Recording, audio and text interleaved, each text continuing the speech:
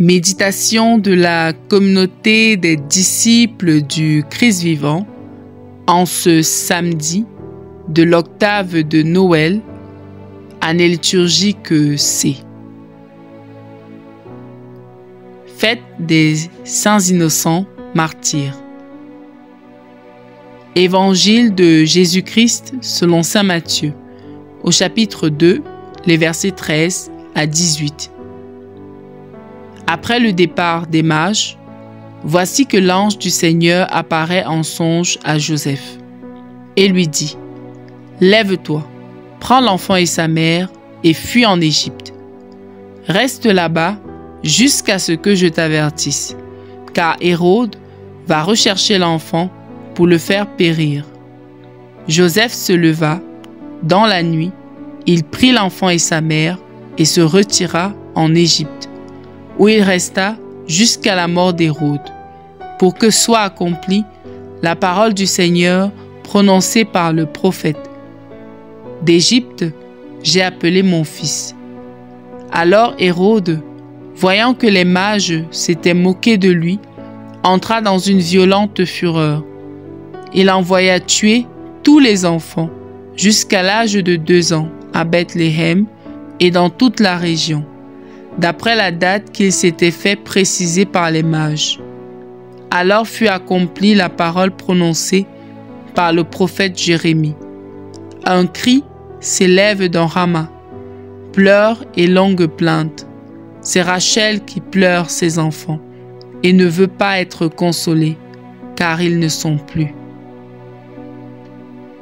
Acclamons la parole de Dieu. Méditation. Bien-aimés dans le Seigneur, que Dieu soit loué en tout temps et en toutes circonstances. Nous poursuivons la joie de Noël en ce 4e jour de l'octave. Les textes de la liturgie aujourd'hui nous invitent à une profonde réflexion sur ce qu'est Dieu, sur sa véritable identité.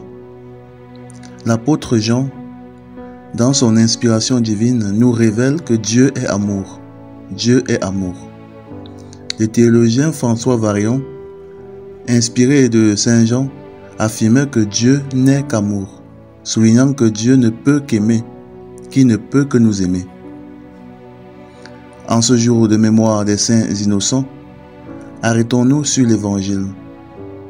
Cet épisode tragique du massacre des innocents nous est rapporté dans l'Évangile selon saint Matthieu. Hérode, informé par les mages de la naissance d'un roi des Juifs, se sent menacé dans son pouvoir. Lorsque les mages, avertis en songe, ne reviennent pas le prévenir de l'endroit où se trouvait l'enfant, il ordonne un massacre. Tous les garçons de moins de 2 ans dans la région de Bethléem sont tués. Cette tentative d'éliminer Jésus est un acte de cruauté extrême. Les saints innocents, bien qu'ils ne connaissent pas encore le Christ, sont considérés comme les premiers martyrs morts à cause de lui. Ils sont pour nous un symbole puissant d'innocence et de sacrifice. Bien-aimés, la violence contre les enfants ne s'est pas arrêtée avec Hérode. Elle demeure une réalité triste et omniprésente dans nos sociétés contemporaines. Cette violence prend diverses formes, qu'elles soient symboliques, psychologiques ou physiques. Les massacres symboliques, une haine voilée de l'enfant. Dans certaines sociétés, l'enfant est rejeté dès l'imaginaire, dans la pensée, voire dans la volonté de conception.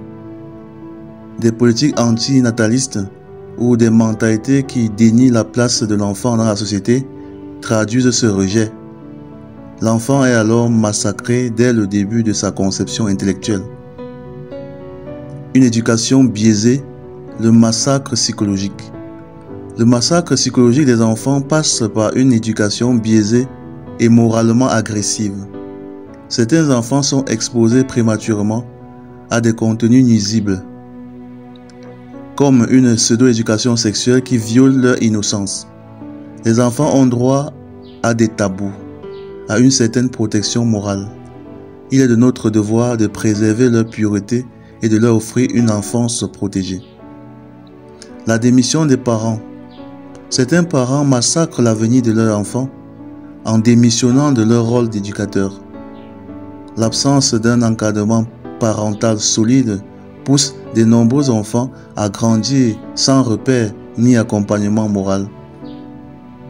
La violence physique, comparable à celle des autres. Le massacre physique des enfants continue dans certaines sociétés par le biais de l'avortement. Certaines cultures ont banalisé cet acte en le légalisant. Cette perte de la sacralité de la vie humaine est une abomination. Prions pour que les nations qui légalisent l'avortement se convertissent et protègent la vie sous toutes ses formes. En ce jour où nous commémorons les saints innocents, nous sommes invités à prier pour les enfants du monde entier. Demandons à Dieu de nous donner la force de les protéger et de les aimer comme il nous aime. Prions.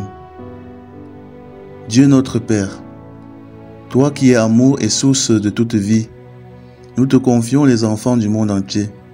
Protège-les des violences physiques, psychologiques et symboliques. Fais de nous des instruments de paix et de protection pour eux. Aide-nous à voir en chaque enfant un reflet de ton amour et un élan d'espérance. Par l'enfant Jésus notre Seigneur. Amen. Intercession. Seigneur Jésus, nous te prions pour les enfants victimes d'abus, de maltraitance et d'exploitation. Protège-les et restaure leur dignité. Nous te prions pour les sociétés qui ont perdu le sens de la vie et qui banalisent l'avortement. Convertis leur cœur et leurs lois. Seigneur, accompagne les parents dans leur mission d'éducateur. Aide-les à être présents, aimants et responsables. Vierge Marie, intercède pour nous. Exercice spirituel. Réflexion personnelle. Prenons un moment de silence pour contempler la beauté et la fragilité de l'enfance. Pensons à une action concrète que nous pouvons mener pour protéger ou aider les enfants autour de nous. Lecture méditative. Lisons Matthieu 2, versets 16 à 18 et demandons à l'Esprit Saint de nous inspirer sur la manière de préserver l'innocence des enfants dans notre famille, notre communauté ou notre société. Action concrète. Engageons-nous cette semaine à écouter un enfant, à jouer avec lui ou à contribuer à une action caritative en faveur de l'enfance. En ce jour de fête des saints innocents, que le Seigneur nous aide à protéger les enfants et à être des témoins de son amour infini. Amen. Loué soit Jésus-Christ. À jamais.